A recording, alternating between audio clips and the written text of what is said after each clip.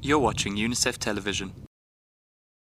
The effects of climate change are already causing havoc across Africa, with successive droughts throughout the continent leading to crop failure and starvation, while flooding has killed many and left many more homeless.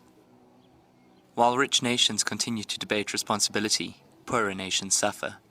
But poorer nations are not helpless, and they are not idle. And nowhere is this more clear than in Zambia. This week saw the world's first National Children's Conference on Climate Change since the CCF, the Copenhagen Climate Forum, take place in the country's capital, Lusaka.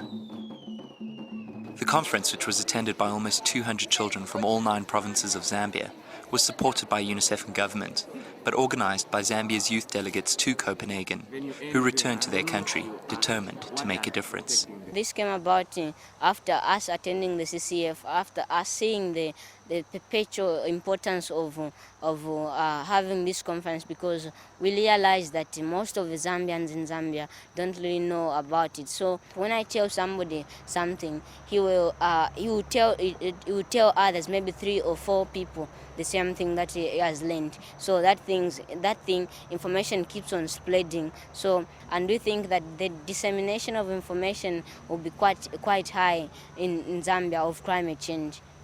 The country's permanent secretary at the Ministry of Tourism, Environment and Natural Resources and UNICEF's regional director for Eastern and Southern Africa opened the Zambia Children's Climate Conference, which immediately launched participants into a series of lectures and adaptation and mitigation workshops.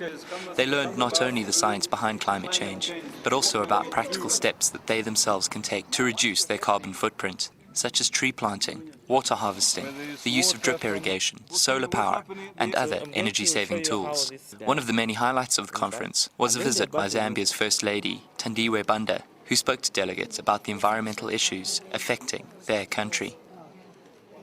The timing of the conference is significant. Zambia's natural environment is being rapidly destroyed.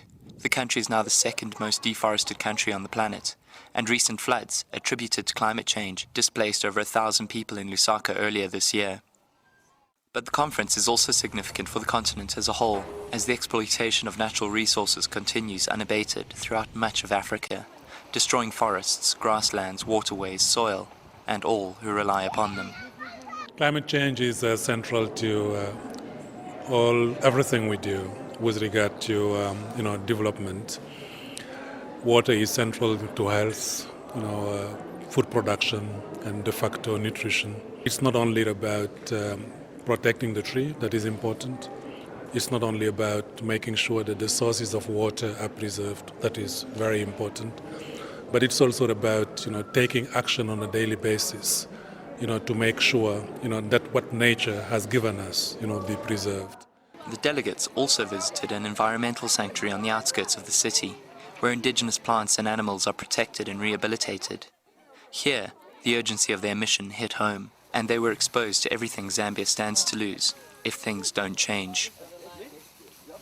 If we leave the climate change issue just like this as an issue without acting upon it, we shall have massive negative results in the future.